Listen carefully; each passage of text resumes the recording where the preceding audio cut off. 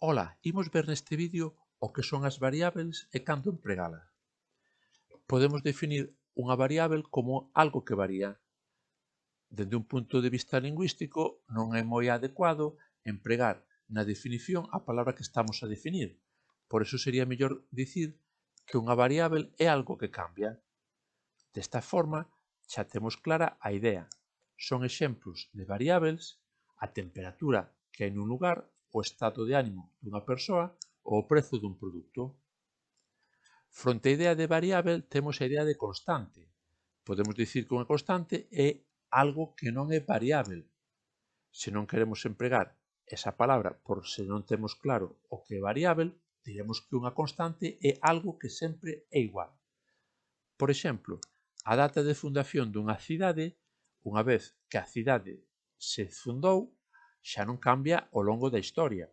Coidado, que sería distinto dicir data de fundación, porque eso, segundo nos cambiemos de cidade, será distinta, será algo variábel.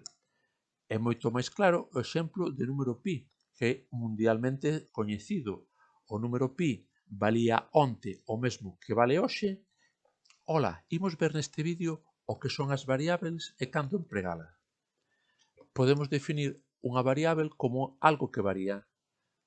Dende un punto de vista lingüístico, non é moi adecuado empregar na definición a palabra que estamos a definir. Por iso sería mellor dicir que unha variábel é algo que cambia. Desta forma, xa temos clara a idea. Son exemplos de variábeis a temperatura que hai nun lugar, o estado de ánimo dunha persoa ou o prezo dun produto. Fronte á idea de variábel temos a idea de constante. Podemos dicir que unha constante é algo que non é variábel. Se non queremos empregar esa palabra por se non temos claro o que é variábel, diremos que unha constante é algo que sempre é igual. Por exemplo, a data de fundación dunha cidade, unha vez que a cidade se fundou, xa non cambia ao longo da historia. Coidado, que sería distinto dicir data de fundación, porque eso, segundo nos cambiemos de cidade, será distinta, será algo variábel. É moito máis claro o exemplo de número pi, que é mundialmente coñecido. O número pi valía onte o mesmo que vale hoxe, que será o mesmo que valerá mañá.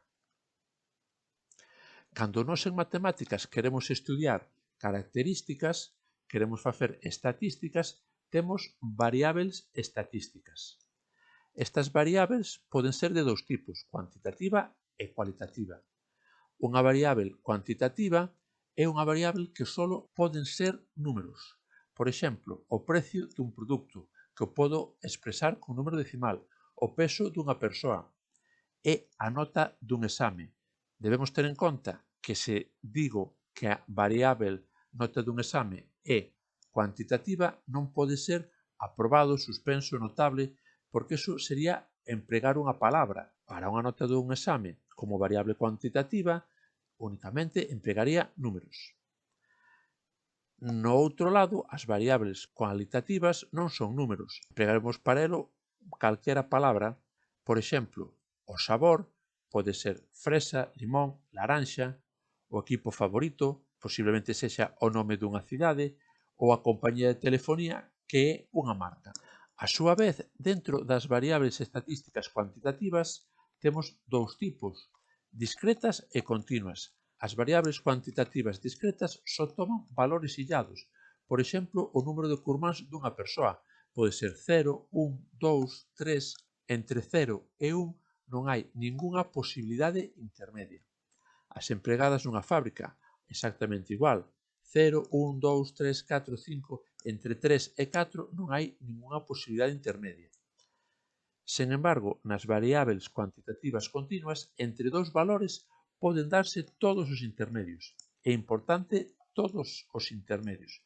Por exemplo, o peso dunha carteira pode ser 1 kilo ou 2, pero tamén pode ser 1 kilo e medio. E dentro de entre 1 kilo e kilo e medio pode ser 1 kilo 243 gramos. O tempo en chegar a unha estación poden ser 10 ou 11 minutos, pero tamén 10 minutos e medio ou 10 minutos 20 segundos 83 centésimas. Isto lévanos a pensar, Podemos dicir que as variables con números naturais son sempre discretas e as decimais son sempre continuas? No caso de números naturais, sempre van a ser discretas, pero no caso de decimais, imos pensar no seguinte. Son os cartos unha variável cuantitativa, continua ou discreta? Os cartos se expresan con números decimais, pero non teño infinitos números decimais nas moedas.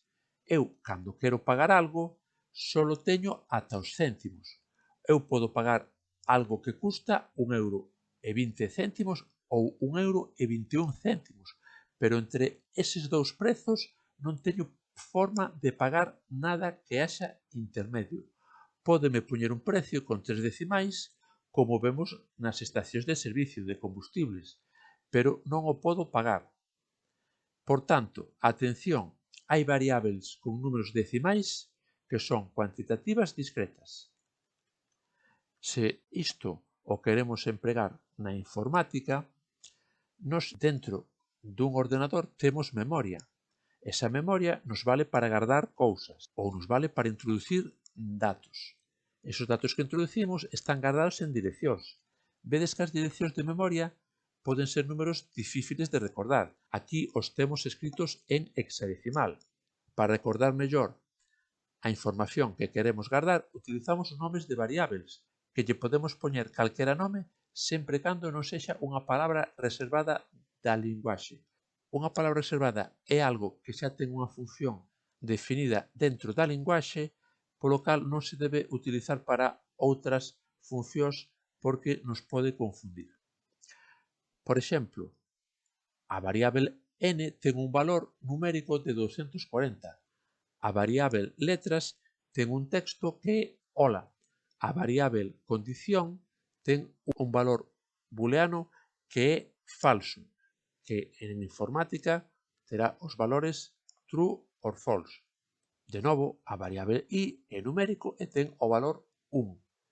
As variábeis en informática nos valen para introducir datos, guardalos durante a execución do programa e recuperalos para cando nos interese saber o valor que tiñan ou para facer unha operación con eles.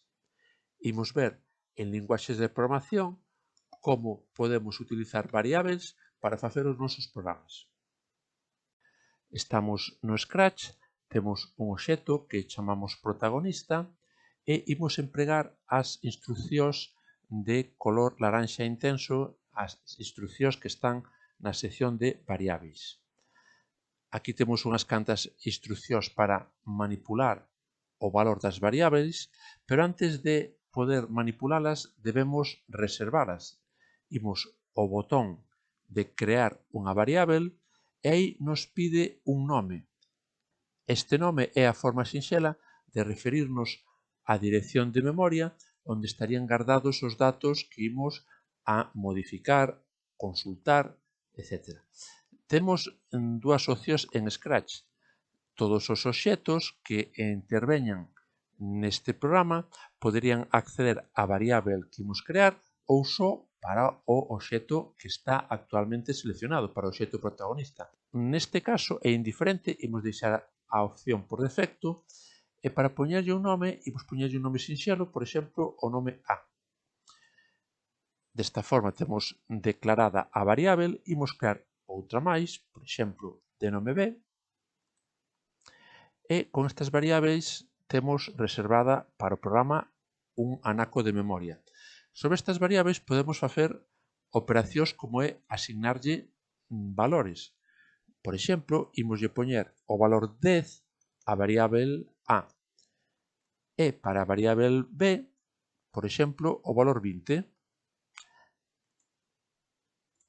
Para poder executar este programa debemos ir ás instruccións dos bloques de eventos e para iniciar o programa imos facer que ao premer o bandeirín verde se inicie o programa. Imos facer algunha operación con estas variables. Para elo imos ir ao bloque de operadores, onde, por exemplo, temos unha operación sinxela como é a suma. Imos encher os ocos en blanco coas variables A e B E, ademais, para que isto sexa algo máis ilustrativo, imos ir a apariencia onde imos mostrar o resultado da suma. En vez de dicir hola, imos dicir o resultado da operación. Para acabar correctamente o programa, imos ir á sección de eventos, onde pararemos todos os obxectos despois de redicir durante 2 segundos o resultado da suma. Pulsamos o bandeirín verde, vemos que tomaron os valores, vemos que aparece o resultado na pantalla e desta forma é un exemplo para empregar as variáveis en Scratch. Imos facer un exemplo de emprego de variáveis en JavaScript. Para programar en JavaScript podemos instalar algún editor de textos e despois facer doble clic sobre o arquivo para que se cargue nun navegador, ou se non queremos instalar ningún software, podemos empregar un navegador como Firefox, pulsamos a tecla F12, nos aparecen debaixo da pantalla unha serie de utilidades que nos valen para programar en JavaScript. Na consola temos a posibilidade de escribir sentencias de JavaScript. Estas sentencias formarán parte do noso programa mentre estea aberta esta ventana de Firefox. Para declarar variables, escribimos en JavaScript a palabra var. Esta é unha palabra reservada que non se pode empregar para nomes de variables porque ten a función de declaración. En JavaScript non é obrigatorio declarar variables. Que quere dicir isto? Que non é obrigatorio que poñamos nun bloque de sentencias todas as variables que imos utilizar, senón que as podemos ir empregando según nos fagan falta ao longo do noso código. Imos declarar a variable a, que ademais vou inicializar a un valor 10. Se poño a, o programa responde o valor 10. Declaramos a variable b, que, por exemplo, lle poño o valor 20, e se fago unha operación de suma da variable a máis a variable b, temos un resultado de 30. Este é un pequeno exemplo do que podemos facer coas variables en JavaScript. Nos próximos vídeos veremos como facer programas máis completos, pero sempre veremos que esses programas precisan de variables para ir almacenando os datos que empregaremos ao longo do programa. Rematamos esta clase. Se tes dúbidas ou comentarios, podes deixalos neste vídeo ou escribirme a pregunta@santiprofesor.es. E xa sabes, se che gustou, dillo aos teus amigos, e se non che gustou, dillo aos teus inimigos. Podremos estudiar las lecciones.